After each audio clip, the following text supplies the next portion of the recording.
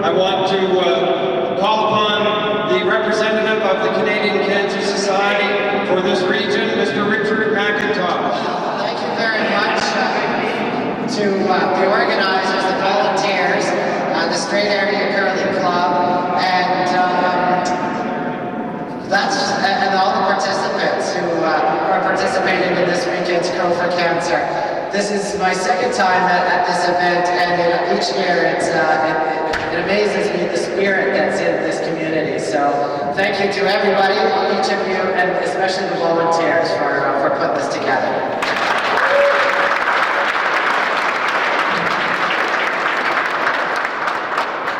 April is, many know as Cancer Awareness Month. It's also being, you might have seen some advertisements, Daffodil Month is what we're symbolizing this month is Daffodil Month, the daffodil being the symbol of hope. So you'll have seen some of these daffodil pins around, and they are available by donation. There'll be something you'll see each month or each year in the month of April. Scotiabank does have a donation box for the daffodil pins, and I have some too. So if you would like a daffodil pin, please come and see me. They're something new this year. I have two more things I'd like to say. One is encourage all survivors for speaking a symbol of hope. Any survivors in the community, if you know survivors yourself, to participate in the Relay for Life this June 24th in Port Hawkesbury or June the 10th in Ayrshire. And lastly, really one of the things that the Cancer Society really is promoting is early detection and screening. It's the prevention of cancer, so that one day we can see our cancer rates drop. And it's the money that's raised through this event gets used for research, health promotions, the lodge that gives Camp Good Time, and peer support services. Thank you very much, and enjoy the rest of your week. I'm going to call on the two ladies who did most of the organizing for the Curl for Cancer event here, the Bonspiel chairs for the Strait Area Curling Club, Valley Ross and Jean McPherson. First of all our entertainment people, John Boner and friends who came at such short notice last night, and we had a great kitchen party. Carl McLean is going to play tonight, and Patrick Amy, thank you, he played the saxophone. We had a lot of talented people donate to our silent auction, and all the curlers and volunteers who came and had fun with us. And Hugh and Billy with the ice made it so great. We haven't got a full total of monies yet, but we're close to $3,000, and we think we're going to surpass it. We have a couple of tributes we want to pay to members of the curling club who have departed, and we have tributes.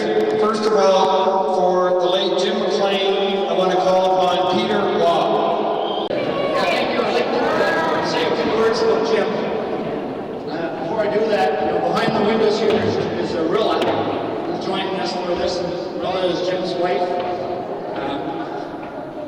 I guess I had the pleasure of both working with Jim at the mill and also working with him on the Curling Club executive. So he was a real gentleman. Certainly at the mill, in his job, Jim was known as a professional engineer, and the key word was professional. Jim was definitely a strong professional. Everything he did well. He was also great to help in many ways. One of the ways that hit home with Janet and I was our son got to work with Jim for a summer. And Jim is certainly a great teacher and a great mentor, and that's was really, I think he did that for more than just our son.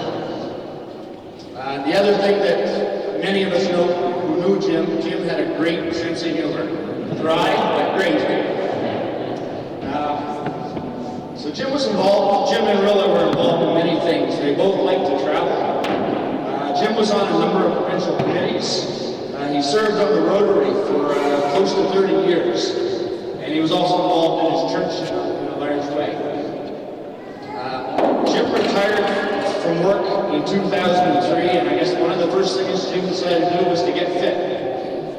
Jim joined a couple of walking clubs, and many of us probably saw him making their rounds around the track at the Civic Center. He lost 30 pounds, and then he decided to take up curling.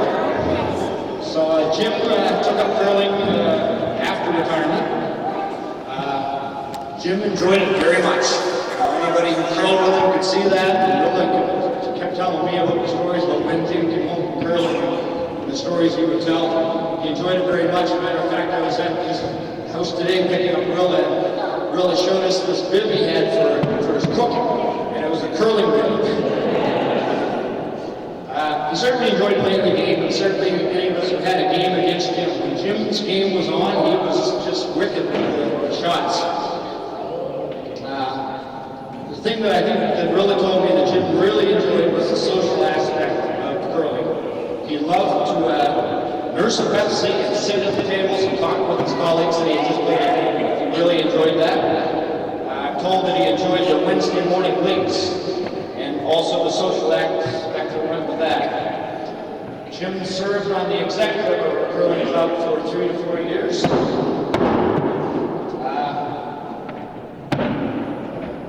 Jim was also involved in our project of building this wonderful club. At the time, though, he was already sick with his form of cancer. And however, he still tried to stay connected with the project. I know he helped me with the electrical, and he kept in contact via email a lot. Like, a lot of times I'd receive emails from Jim that says, you know, you should do this for the lady or whatever. I'm told that even in the later days when Jim was in the hospital and he was still sick, Rilla would read Betty's emails, keeping Jim up to speed on the project. He was very much interested even at that point.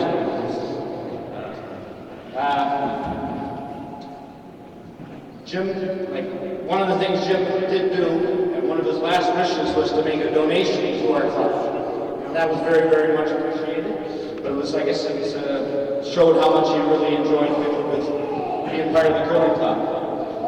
We're also going to pay a tribute here to a young lady who also passed away from cancer. And one of the points here is, like, there doesn't seem to be a connection between Jim, who was in his 60s, and Jennifer, who was 19. But one of the stories really just told me today was Jim, one of his years, got to play with the youngsters. He played with Jennifer, Ryan McIver, and Karen McKinnon on a team. And he used to go home from that and talk about how great that was playing with the kids. He also talked about his great admiration for Jennifer. Jennifer at the time already had experienced cancer. Jim had not, but he really spoke about Jennifer and her spirit and courage, and he really respected that. So that was their connection. So with that, we're going to post a picture of Jim in the club on the wall as a tribute to his curling days. Thank you.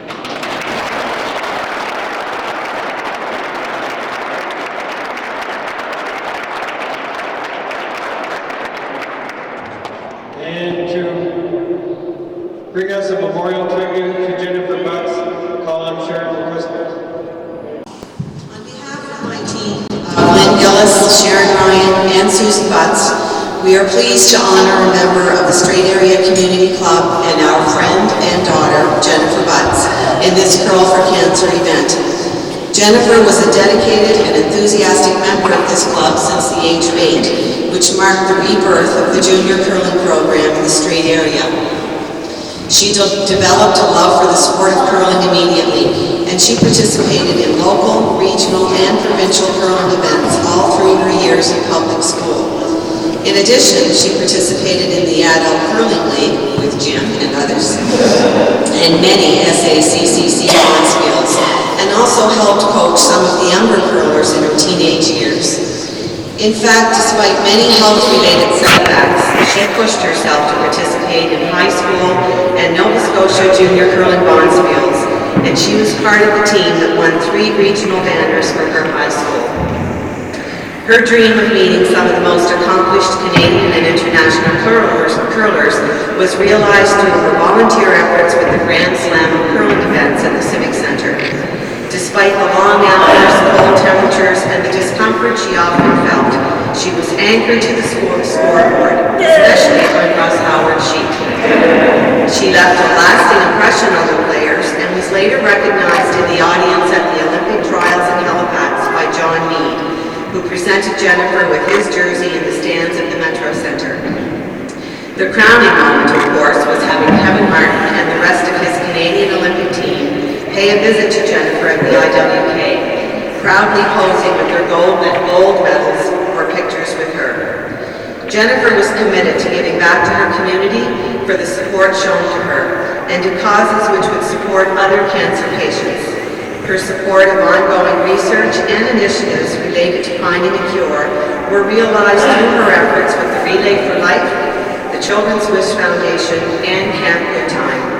She was proud to be involved in this Curl for Cancer event as it combined her dedication towards raising awareness and funds for cancer research through the sport that she loved. Participating in events such as this will help us all to fulfill some of Jennifer's final wishes. Her bravery, determination, and commitment to others facing similar challenges as her own will continue to inspire members of this community and this curling club for many years to come.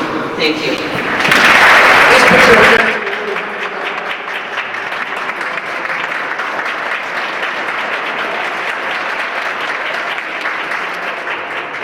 So now it's time for the Curl to the Button Challenge, sponsored by Gateway Hyundai.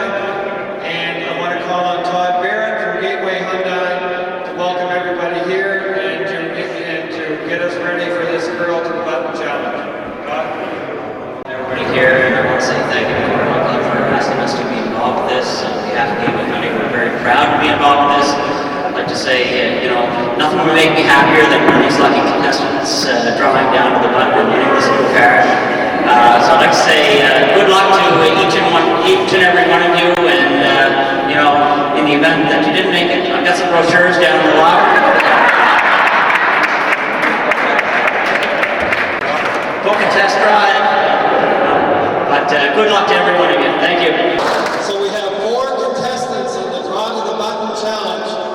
And maybe you guys can wait so everybody knows who's who. From Moreau, who's John Moreau. Second is Paul Moreau.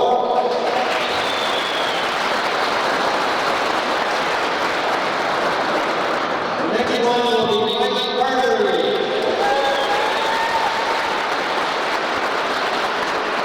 And Doug MacNeil.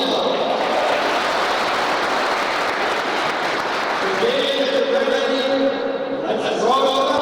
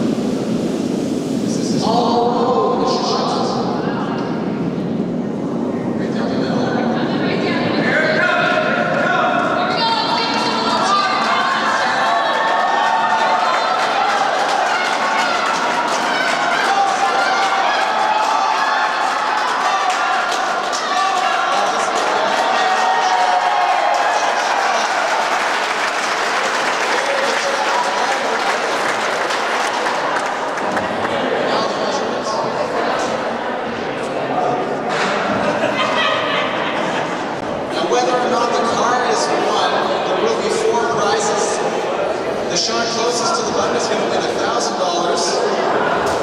The second best shot is going to win $500. The third best shot, $250, and the fourth shot, $150. The prize is still not too shabby.